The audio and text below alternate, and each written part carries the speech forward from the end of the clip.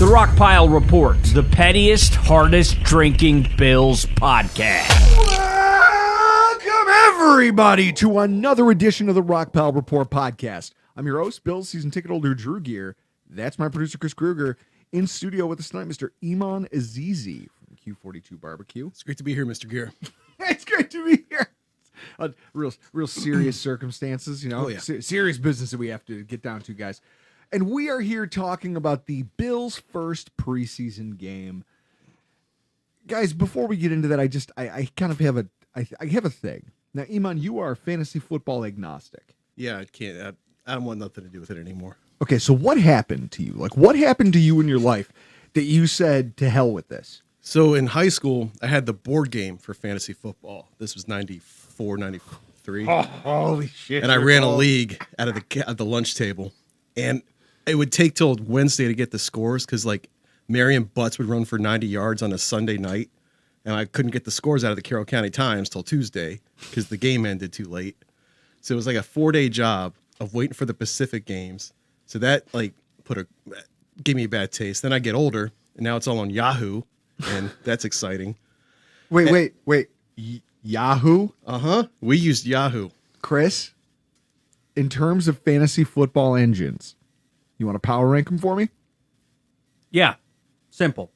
Number 1, Yahoo. Second, and a distant second, everyone else. We used something called, like, My Fantasy League, MFL or MPFL for a little while. That was all nerdy. I hated that thing. But I played with guys who were really serious about it, and we do a draft that would take 4 hours because they would sit there and just with every pick. Like, we've been here 3 hours. I'm taking Roscoe Parrish. Let's go. If you're doing drafts in person, you have to be drinking. You have to. Chris, true or false? Because the booze acts like a lubricant. Mm-hmm. Eventually, you hit a spot by round 8 or 9 where no one gives you shit anymore, and you just start. The clock goes, and you look at it, and you go, it doesn't. We had a rule in matter. one of my leagues that I did with Dick Dollars, Rick Money. Oh, yeah. I did his league, and I implemented this rule because Derek fell asleep at the draft. If you fall asleep at the draft, we don't wake you up, and we just start drafting kickers for you. That was like a rule that we implemented.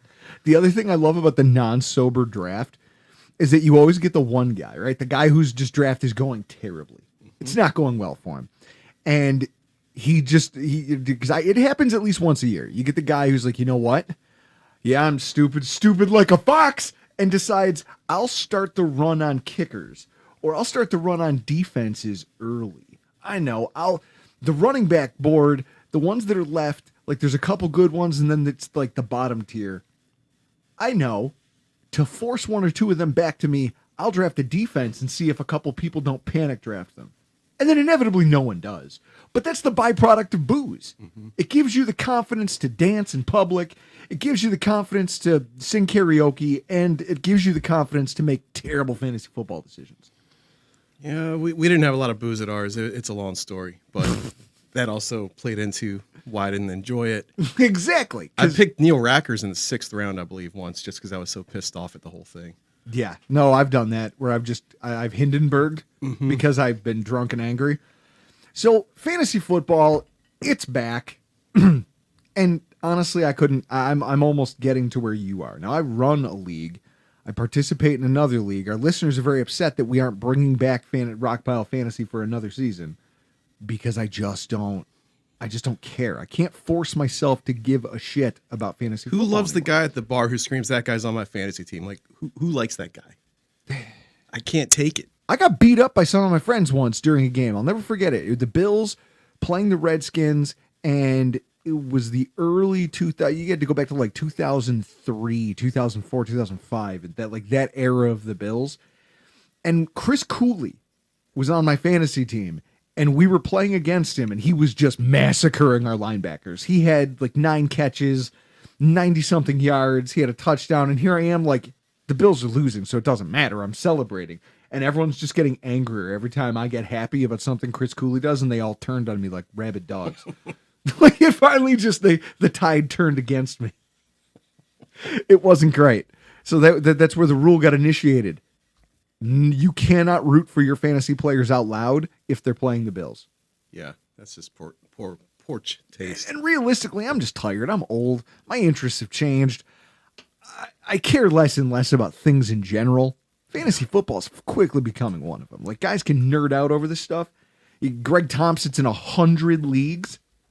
Jesus Christ. Why don't you? I'd rather just gamble on like first touchdown score. Get my fix. Chris, wouldn't you rather just roll the dice? Like, literally, I would rather go play craps. I don't know how he does that. I have one fantasy team. It's a dynasty team, and that takes up too much of my time. Yeah, that's it. Like, guys, to each their own. Like, the NFL is back, which we'll get into, but fantasy football is back. It's fantasy football season, and I can't force myself to give a shit less. Guys, preseason week 1 preview, Buffalo Bills versus the Indianapolis Colts. The time, 1 p.m. Eastern Standard on a Saturday? Yeah. These Saturday games, like all the preseason football schedule is weird. Like, it's for the kids. It's for the kids. Chris, at some point tonight, can we get what is there, a Patriots game on? Probably. Can we get that on somewhere so we can hate watch that? The place for this game is Ralph Wilson Stadium. The weather is going to be rain with a chance of thunderstorms. Perfect. Perfect day for Kids Day, right? Oh, yeah. And potentially rain delays. Can you imagine a more miserable place to be on earth than stuck in a Bills concourse during a lightning delay with yelling children? Yeah. Well, I was at that Packers game where it was 100 degrees, the preseason game, and just people passed out in the concourse from the heat stroke and drinking all day. That was interesting. Jesus Christ. Wasn't worth it. No! Are you going Saturday? No, I gave my tickets away. We have gifted our tickets away. Couldn't get rid of those things fast enough. Yeah. Preseason football makes me angry. Then all the talking heads use it to make talking head things all week that mean nothing. Well, that's it, guys. Football is back, right? Football's fine. Chris, how many times have you seen it? Football's finally back. Preseason week 1 before the Hall of Fame game. Football's back. Bruce Nolan has a whole bit about football being back, and it's genius. It's this idea of he's like, the first time you get that email from CBS Sports, it's like the draft thing. Hey guys, football's back after the Super Bowl. Football, it kind of feels like Applebee's when they advertise the return of endless apps. Mm-hmm. No one gives a shit. You would have given it to me if I asked nicely enough. It didn't actually go anywhere. Stop celebrating it like it's supposed to. Like, Chris, what is that? That's like an advertising mechanism, right? That's supposed to, like, what do they call that? FOMO. Well, you got a little FOMO. You got a little like, oh, nostalgia. It's back. Are you trying to build value somewhere here? Like, well, what are you trying to do by announcing every time I turn around that football's back, even though it never left? It's to get people who don't pay attention to pay attention again, and it's just simple marketing. There's nothing cool about it. It's like if you guys took a 3-month hiatus and then you could say Rockpile is back. Chris, can we? No. Contractually, we cannot do that. Well, we'll see about that. We have a meeting with Ty Windich. We'll see what happens contractually with who. Like your banner ads are just Drew Gear's head popping up. Drew is back. Drew is back. That shirtless picture of me flexing in the parking lot. Drew is back. Just do it 2005 style. Throw some Val Venus music behind it. Yeah, that's right, guys. A wrestling reference. I am capable of them. I mean, realistically, though, if guys are wearing your football team's jersey and they're sort of on a football field, that's the thing, right? I guess. I mean, I guess we could call it that. Yeah. All right, you jerks. Football is back, I guess. Bills football is officially back. This is the first time they've touched a field. Don't you think that they should save that for week 1 of the regular season? Yeah. I feel like you're kind of shitting all over the value of what we, like, I don't know. You're building fake value into something that is like, oh my God, football's back. And then all these people are going to run excitedly into the stadium to watch Matt Barkley skip balls across the field to some 5th string running back that's not going to make the team. Mm-hmm. Some opposing defender is going to have 2 sacks and everyone's going to go, oh my God, that guy's amazing. And then he'll be cut. And then he'll be on the Bills practice squad in 3 weeks. Riley. Yeah, Brandon Riley. How many other... So before the kickoff of this game, who Jaquiz Rogers. are some of the biggest preseason all-stars that never actually made a play for the Bills that you can think of? Because this is what I want to prepare ourselves for mentally. This is what we're looking for, but also what we're not looking for. Didn't Kevin Kolb have a great preseason? He slipped on a mat. Kevin Cobb killed himself in training camp. Yeah. Literally slipped on a mat, and that was the end of his career. He had a good little run there. I remember the Sims kid threw a ball backwards.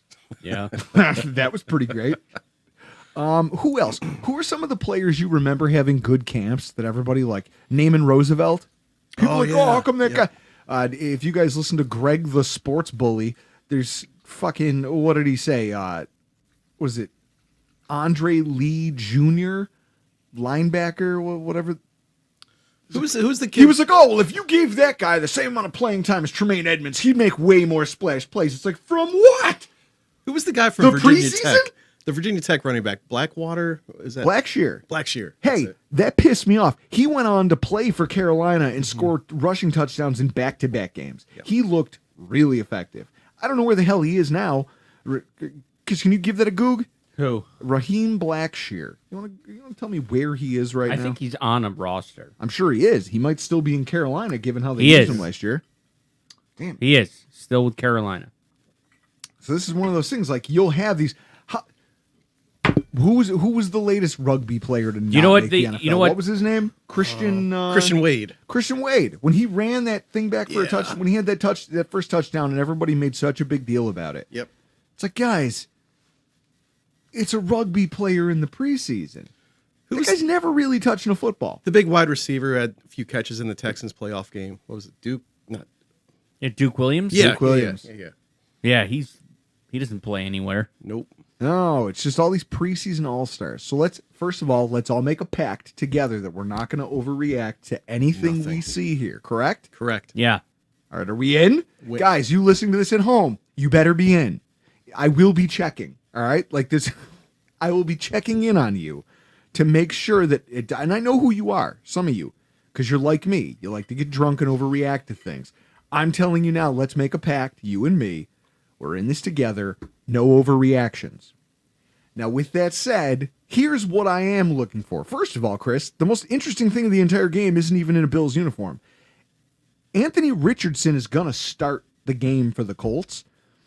And Chris has just a hard-on for this Anthony Richardson betting line for his under-over for yardage for the season. Yep, 2,600 and a half yards passing is the over-under for Anthony Richardson. And why hammer the over? And why are you hammering the over? Because he's got Shane Steichen, who he had Herbert early when he was the QB coach in L.A. Then he went to Philadelphia. We see what he did with Jalen Hurts. Pretty sure he's going to be able to do something similar to Anthony Richardson. But with 2,600 and a half being the over-under, just to break it down in a 17-game season. So the odds makers are telling you that the Panthers are going to average, or the Colts are going to average 152 yards passing for the season. In the NFL today, it's a passing league that seems to make no sense. Okay. That's why I would take the over. Here's the one thing I'll throw at you, and it's why I can't wait to see this. The depth chart for the Indianapolis Colts is not great. When you look at their wide receivers and their skill players, Jelani Woods, I remember when he was drafted, everyone thought he was going to explode. Maybe this might be the Jelani Woods coming out party because he's a big athletic tight end that everyone's sleeping on. You know, if you care about fantasy football, he's a name I keep. You know, I just started looking at fantasy football research. He's a name I keep seeing because they go, well, if this quarterback in this system, that tight end could be very, very, very effective. Otherwise, there is nothing to like about this skill position group. They've already lost Michael Pittman Jr. for their number one wide receiver for the season for his gambling addiction. Don't gamble from the fucking facility. They know where you are. The FBI is watching. The sports books. Everyone's watching where you are at all times. They got McKenzie, though, man. Yeah, they've got it. So that's it. They've got Alec Pierce, Isaiah McKenzie, and then a whole good, Brashad Perryman's here. I remember when he got drafted 10 years ago and people thought he was going to be fucking sweet.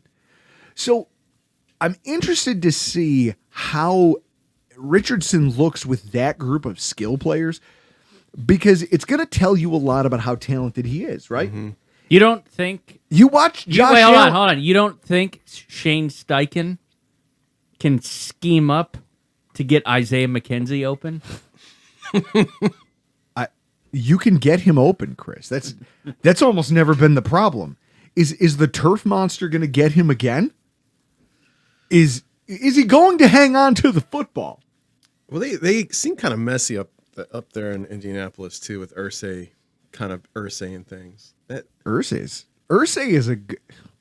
is gold. Yeah. All right, like, guys, just do me a favor. Go back through just Google Irsay weird or Irsay offensive tweets. He's hilarious. You want to tell me that guy's still not sometimes in the bag? Chris, he uses his Twitter like I would use mine if I won the Powerball. All right. That's all I'll say. I'll let you guys go find him on your own, but I'll tell you what, it's amazing. I go, see? Yeah. And so when you look at the state of that franchise, you go, how did they get here? Right? Like, you went from generational quarterback tanking on purpose into another one. Chris, didn't they almost do what the Sabres did? Like, you tanked to get the greatest prospect you thought you could get your hands on, and in reality, it blew up in your face, and now you've been in the dumpster for a while. Yeah, you got second best, and it didn't work out, and then you traded him, and then they win the Stanley Cup. Peyton Manning is the only quarterback who beat the Colts being such a terrible franchise thing. Think of Jeff George. They always had these stud quarterbacks, and they always fail. That's why Jeff George was not a stud. he was Out of college, he was a stud. in the Pro Football magazine that you got at the 7-Eleven. That was the way you had to get your football news back then. Very, very highly rated. I like how Eammon talks, like when he says things like, well, back then, that's how you get. He's like an old, like, Page 42 right here says he's Jeff like George. he's like an old 49er. He's like this old guy who went out to go mine them hills for gold, and he's just over here espousing his aged wisdom, his sage wisdom. I just remember how hyped Jeff George was. He was supposed to be this like Todd Marinovich on the Raiders. Todd Marinovich. Holy that shit! that Marinovich thing was crazy. If you watch his 30 for 30, how his like dad. His dad is what baby Gronk's dad is now. He started all of it because he didn't have McDonald's until he was in his 20s. Yeah, he was. He Robo. genetically went through everything. He grew up Spike from the Little Giants. Sure, well, like he could only eat certain things, and he was like designed by his dad from a young age. And then all of a sudden he decided, oh, wait, skateboarding and surfing is fucking cool. Oh, and so is coke. Awesome. Weed and cocaine are amazing. And he grabbed him with both hands and took off to the beach. And you never saw him again. Well, not to get off, but just think of all the good quarterbacks the Colts have had and how they've screwed it up every time except Peyton Manning.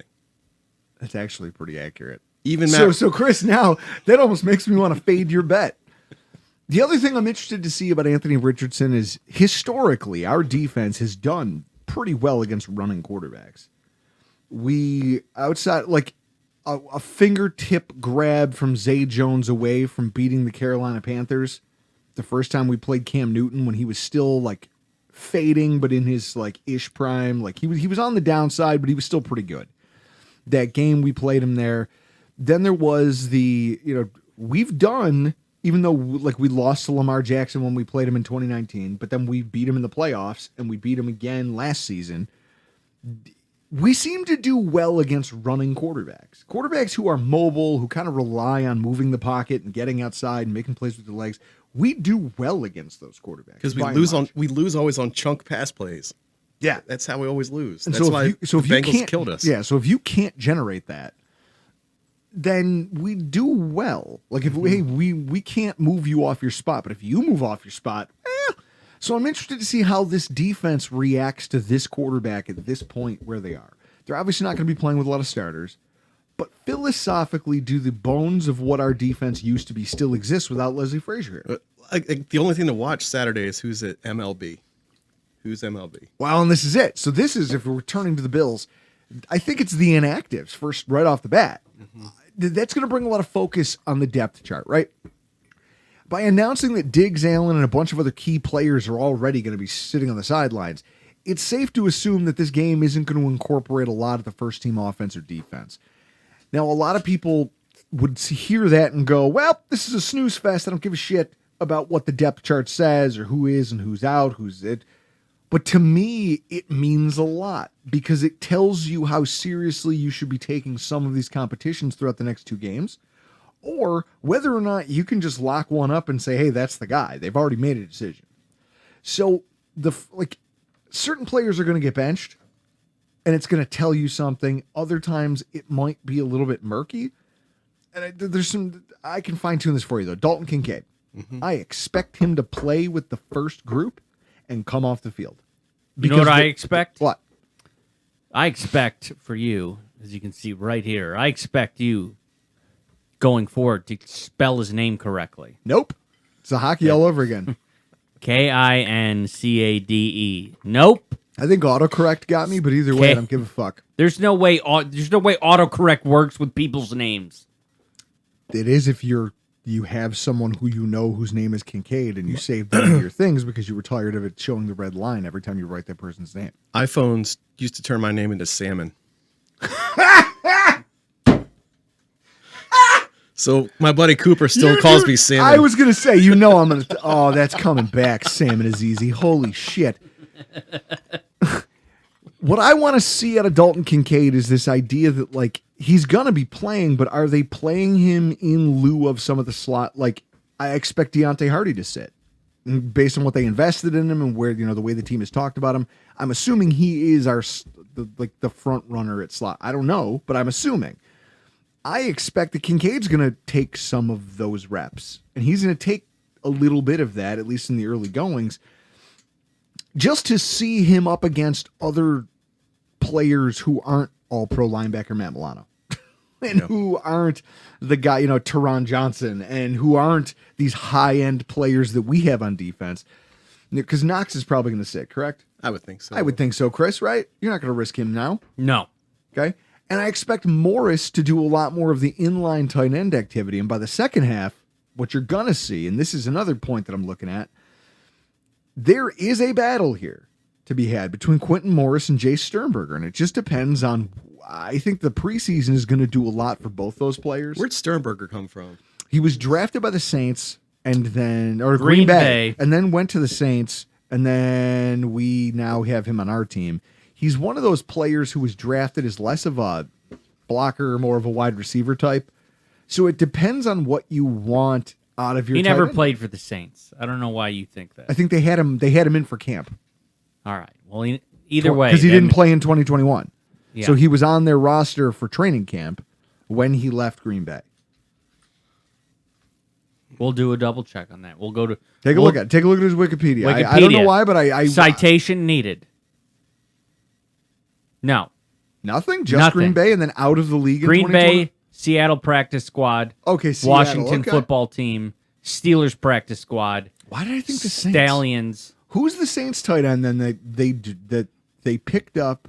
Jeremy Shockey. No, I remember people talking about him last year, like he was supposed to be something, and then he never made the football team. Well, you know what? He didn't make the football team for a reason. Yeah, well, in any event, he was the USFL Player of the Year. I mean, he looked like a man playing with boys, so they're giving him a shot. Realistically, he's more wide receiver than inline blocker. You need a tight end who can block. So with that, I think Quentin Morris has the leg up. Yeah. It'll be interesting to see, though, who brings what to the preseason, because I think that could dictate who makes the roster. That's where Morris started to make plays at the end of last year. He did, and he's an athlete. He's got a high RAS score. He's the pride of Bowling Green. He's got a year. He is, and he's got a year in the system already. So it's just going to be interesting to see how that plays out. He was one of my favorite beta bets for first-time scorer. He'd always be like 5,001. He's your Dylan Dube. Oh, yeah. Can't wait for that to come back. Dylan's going to be a team leader this year. So the other thing I'm looking at in terms of who's active, who's not, cornerback 2. Like, I don't. Trey White's not going to see the field. I'd like to think that whoever has the inside track on the starting job across from him is also not going to be on the field. But, like, maybe that's foolish to think. It'll be more important to see who's still playing when the second half rolls around. So if it's Christian Benford coming out of the halftime, you go, ooh, okay, well, that tells me a little bit of what I need to know about where they see the depth chart. I don't care how they play. I'm looking at what does the team think about them. Because I think that that's what fans, like we talked about, people falling in love with these guys who ultimately don't matter.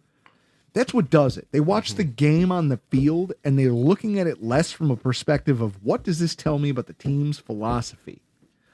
Because these are the coaches who are in the meetings. They're at practice. They see what these players do physically.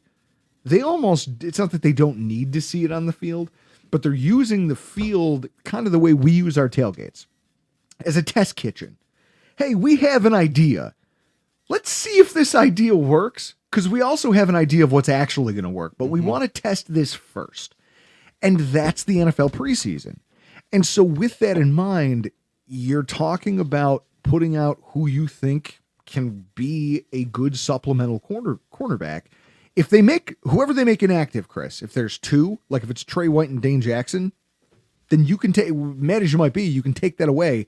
They think Dane Jackson's more valuable than the other 2. And they want to see those guys play a little bit to try to elevate their opinions about them. So whoever is starting and taking reps, pay attention to that, 'cause it's going to tell you a lot about what the team thinks. And then there's this big exception with Bates and Torrance. Everyone's talking about this battle and how, well, if Bates goes out there for the first series, then he's the starter. I don't know, because hasn't Bates been playing like backup center too? Yeah. He's been playing with the 2s as a center. They've been rotating those 2. I wouldn't be surprised if both of them play. Not only that, but I want Torrance on the field for most of the game. So if they decide to fade him at the front and then play him quarters 2, 3, and 4, or maybe just 2 and 3, I don't know. I don't care. This kid needs every snap he can get. I mean, given the way his camp is gone and his status as a rookie, I would be shocked if they took him off the field. He is raw in pass protection. We talked about it in our last show. He needs all the seasoning he can get, specifically when the guys playing behind him are of limited value to the franchise. That's the big caveat there, Chris.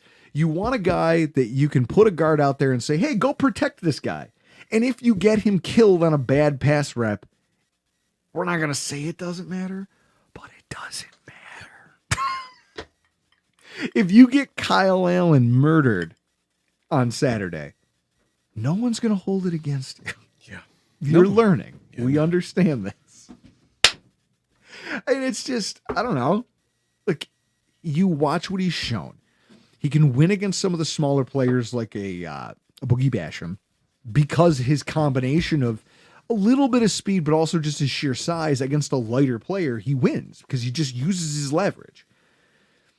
But against defensive tackles who have foot speed, or power, he has really, really struggled in pass pro. I want to see him go up again. It's like, okay, so, but also you think about, Chris, we have some very good defensive tackles, don't we? Allegedly. This is what I talk about all the time, is you also have to take into account competition. Spencer Brown looks like he's having terrible days, but he's going against a pretty competent group of DNs. And his back. Well, he looks like he's in some of the best shape of his life. So Allegedly. He's dancing. He's doing all. He's hitting the gritty for the kids at training camp today as camp was ending, which I still don't understand. Why is that dance popular? Chris, what happened to us? When did the gritty become a thing? Like what are these TikTok dances? It's like, oh, well, this is the newest dance trend. And it's just a bunch of idiots going, bring back the Macarena at this point, if that's what we're going to do. At least that you could do on rollerblades and it was fun. I'm glad people stopped doing the thing where they point at words to tell you snarky things in their like that was the whole thing for 3 years. I hate that you know that. Yeah, I hate it so much. Why are you on TikTok then? If you hate it No, so I'm much? not. You just see these things. And when I was working in the agency world, I had to look at these things. That's true. Like someone with a smug look on their face pointing at words that tell you something interesting. Is it interesting though? No. No. Chris, we should get a TikTok if only to just ruin TikTok. No, when we get a new president, and by president I mean Ron DeSantis, TikTok will be banned in the United States. Are you? I'm gonna need more of this 100 proof whiskey. 101. It's 101. 101. That's the turkey middle finger to the government. It's the turkey middle finger to the government. They're like, oh, you think you can cap us? Yep. See you in hell. They go one over. Well, and so so getting back to Torrance, I just want to see him go up against a group of players who are more to his skill set. When he's playing these backups, a lot of them aren't going to be NFL veterans, at least not high-level starters the way our group of defensive tackles is. And I want to see how he fares. Specifically in that pass protection setting. And I also kind of want to see what it looks like when they do put him in for run blocking purposes. Do you look adequate against starters?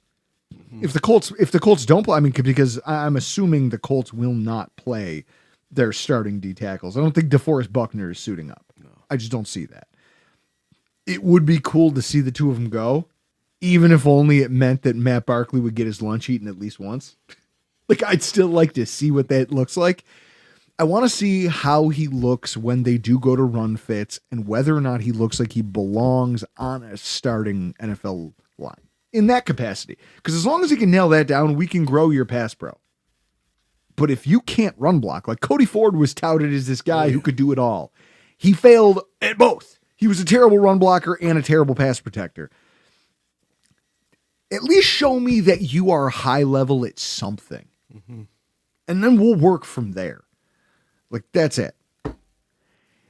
And then, Chris, the backup quarterbacks. Here I am talking about Barkley getting his lunch eaten. We touched on, I don't know if touched on, laid into it in our last podcast. But the Bills' backup quarterback position coming out of training camp. To call it a disappointment is like saying that my teeth need a little bit of adjustment. Matt Ryan's out there. Nope, he's gone. Oh, who got him? CBS. Oh. Can you imagine looking around the NFL at the quarterback, the teams that might need a backup and going, you need this guy right here. Oh, Carson. Dear God. Colts shorts. I'm not talking Redskins about that again. Jersey. Eagles helmet. We're not doing this. We're not doing this again. 2013 Bills right there. We're not doing this again. Barkley lacking arm talent. Kyle Allen, by all accounts, just has terrible decision making, and a lot of turnovers. I've watched him botch snaps left and right. Just really ugly, ugly things going on when Kyle Allen is under center, and that can't happen on a Sunday. This right here, that's the whole list. I know. We talked about it. Nine people. We talked about it in our last podcast. I know. So this is it. I'll take Chase Daniel. So watching the backup quarterback performance on Saturday is going to be of twofold importance. First of all, for any of our players, our skill players, to show that they have any kind of a, hey, we want to showcase that we have talent. We're in a competition for them. This position has to land. Those guys have to carry their weight.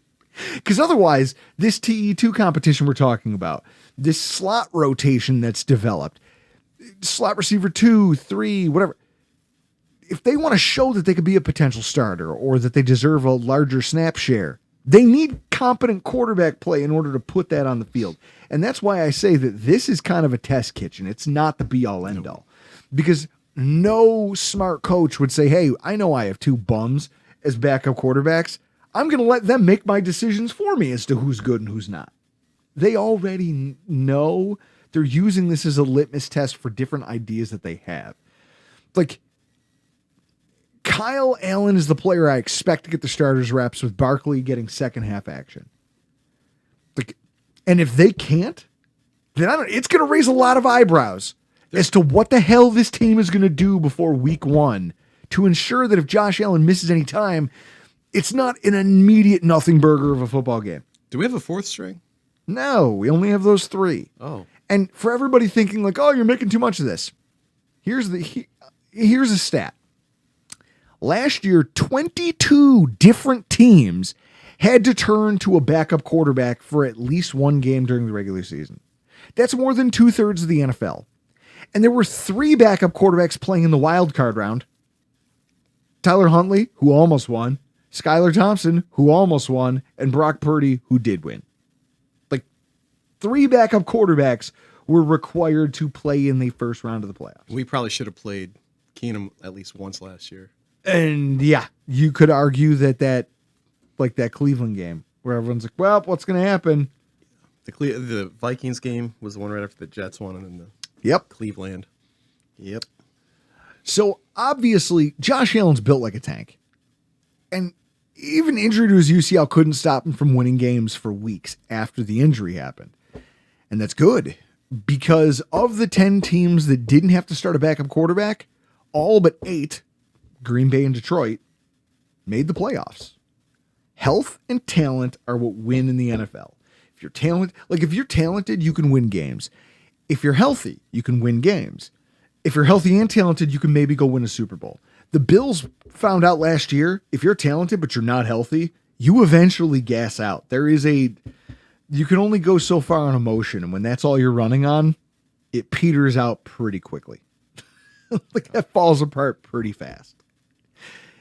You don't want to keep banking on that. And Josh's brand of football doesn't lend itself to that. Like, imagine being like, hey, Josh, don't jump over that guy. Mm-hmm. Hey, Josh, don't stiff arm that cornerback as you're trying to fight for the goal line. It's not going to happen. So, unfortunately, this is where we live. They need to do better. Who was the worst Bills backup quarterback, but besides the guy who didn't read the fucking playbook, that you can think about? Like, that you can remember in your lifetime? Gail Gilbert. Yeah, he was pretty bad. What year was that? 90s, early 90s. Yeah, he was with the Super Bowl teams. Let's see. There was the... When did Reich? Gail Gilbert was the backup to Frank Reich. Yeah. Okay, but I'm talking about QB2. Who's the worst QB2 you can remember? Let's see. Didn't we have Shane Matthews? That checks out. We had him. We had Van Pelt for a while. Todd Collins started. Yep. The Pill. The Pill threw a lot like Barkley, because he was the Pillsbury Doughboy was his nickname. Went to college with his sister. Billy Joe. You went to college with his sister? Yeah. Was it weird? Were you like, that guy? You're related to him? She was really tiny. She was a spitfire. And he was just a fat dude? Yeah. She's like, yeah, my brother's kind of fat, but he's an NFL player. Okay, Alex Van Pelt, owner of a 3-8 quarterback record all time. 95 to 2003, Alex Van Pelt? Yeah. Wow. People like him. They like him. That's why he's still coaching. 95, 6, 7, 8, 9, 2001, 2, 3. Chris, do you know Alex Van Pelt played at least one game every year? Makes sense. Every year he was on the Bills roster, he played at least one game. He's one of the best guys we had. Holy shit. We had that guy Brown. The Bledsoe. In 2001, he threw for 2,000 yards. Eammon, are you talking about downtown Levi Brown? There's Levi. Yes, there's Levi Brown. And then we had a guy, the Rob Johnson. 2001, I was in Roanoke. It was 01 or 02. We had some guy Brown that came from the Titans Oilers who was supposed to be a hot shot, and he was a big failure. Remember that? Those are some dark days. I think I've blacked out so much of this. Like, there's so much of the nuance that see, Travis Brown. That's it, Travis Brown. Yep. Jesus, that guy wasn't very good. A lot of upside in the Shout magazine. Didn't pick out. Do you remember Thad Lewis? Oh, yeah. He was awesome. For the time. Guys, if you have children in the car, please turn the radio down. A buddy of mine was at the game where Thad Lewis was like bringing the Bills back against Cincinnati, like forced overtime, and then the Bills losing overtime, but everyone's all fired up. And then he went on to did he beat Miami the next week? Yeah. And let me go see, what year was that? 16. I was still 15? with Brittany. I was still with my ex Brittany. So it had to be 2013, 14. It was somewhere in there, because I remember watching him at that St. Louis bar I used to always go to. Chris, what year? You know what? Here we go. Thad Lewis. It seems like it was 2014 or 15. I think he predates the podcast. I'm pretty sure he does too, because I remember getting drunk with Potter on a couch while his ex-girlfriend yelled at him, and I laughed hysterically. During a game of him playing the Saints? Thomas Lewis. No. Boo. Thaddeus Lewis. Thad Lewis, Pro Football I think it Reference. was the next one down. Thaddeus Lewis, sportsreference.com. No, but that's his college stats. I want to see Thad Lewis in the NFL. 2013. 2013? Yeah, Put that up there for me. right there. Okay, so pull up his game logs, if you can, where it says more Lewis pages. There's that thing at the top, right there, where it says game logs. 2013 game logs. Yeah. All right, let's see. Buffalo versus Cincinnati. So there it is, week 6. Week 6, a loss, a field goal loss in overtime. 19-32, 59%, 2 touchdowns, no picks, a 100 QBR. He got sacked 5 times. Jesus. So, yes, Chris, so scroll up. What was the score? 27-24. No, I want to see that breakdown by quarter. Scroll back down. There we go. Stop. Oh, the comeback. I see it. Stop scrolling. What are you doing? I'm not Okay. scrolling. So Read, it was 17 to dickhead. 10 at halftime. It was 24 to 10 in the third. 24-10, and Thad Lewis scores 14 points in dramatic fashion to force overtime. 40-yard pass to Goodwin. Scott Chandler, 22-yard pass. So, guys, turn this down. If you have children around, understand these are not my words. These are some drunken broad in the so, No wonder we didn't win that game. Hockley was officiating the game. and scroll up. Hang on. Scroll up for me. Keep scrolling. Okay. So I wasn't there for this game. I didn't go. Instead, I was off getting into some debauchery of my own.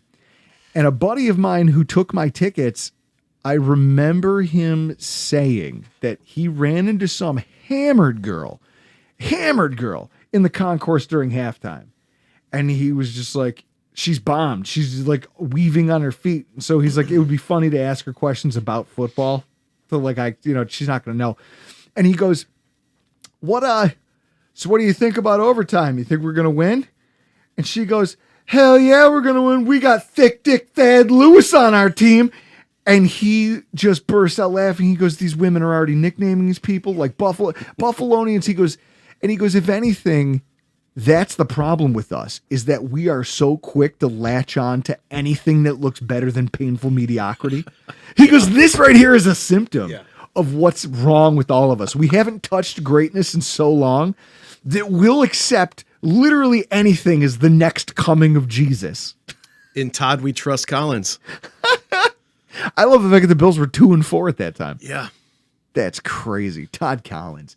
Jesus Christ. So with that in mind, like obviously there's a lot going on here for the backup quarterbacks. There's a lot on this.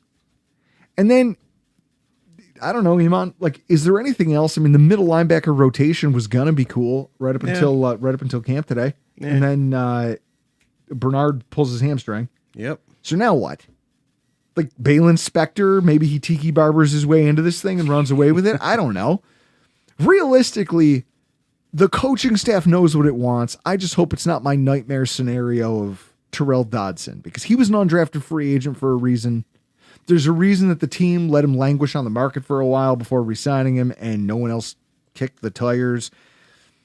Do not make him our starting quarterback, please. Yeah. But ultimately, if that's the way we got to go, Eammon, what are we going to do about it? I just want to sim through this game. I want to sim And through look, it. Just analyze the stats after. That's it. See, I don't even want to see the stats. I don't want to see the stats. I want to rewatch it when I'm bombed and just like watch the line and just point to that guy and go, hey, you're sloppy. That's fucking lame. Boo. Like that's how I watch football in the preseason, guys. Watch it be an 8-hour rain delay game. I can't wait. Hey guys, team health, right? That's the most important thing. Team health, get everybody out of here. Just make sure the backups play a ton. Nothing that ends with us having to question why, when Doug Marrone played Sammy Watkins. Oh, yeah. for too long and got him hurt. Let's not have one of those. As long as we do that, Chris, I really don't think win or lose, anyone here cares about anything beyond this, right? No. Yeah. Perfect. All right, guys. Well, we've babbled for long enough. We will let you get out of here. Hopefully, those of you who go to the stadium stay dry. You enjoy yourselves. We'll be here next week with our first game recap of the season. I can't wait. For those of you wondering why Eammon's in studio with us, it's because tonight we're recording the inaugural episode of the Always Sunny in South Buffalo podcast. This is going to be great. It's about Buffalo. It's about barbecue. It's about life. We have interviews. It's going to be the podcast that we're starting I think it's fun. I think it's a fun premise. I'm excited to see where it goes. I'm excited to get you out of your shell a little bit behind a microphone. Yeah, me too. We'll see. We will see what happens when we have a little bit more fun. Yeah, well, and by fun you mean whiskey. Yeah, yeah. I definitely need a refill. Rain Man, definitely need a refill. Yeah, and I can't wait for a text message from you. Hey, can you edit this? Oh no, Chris, I'm gonna edit it. Yeah, good luck. Guys, we gotta get the hell out of here. I'm Drew Gear. That's Chris Kruger. That's Eammon Azizi. And this has been your Rockpile Report.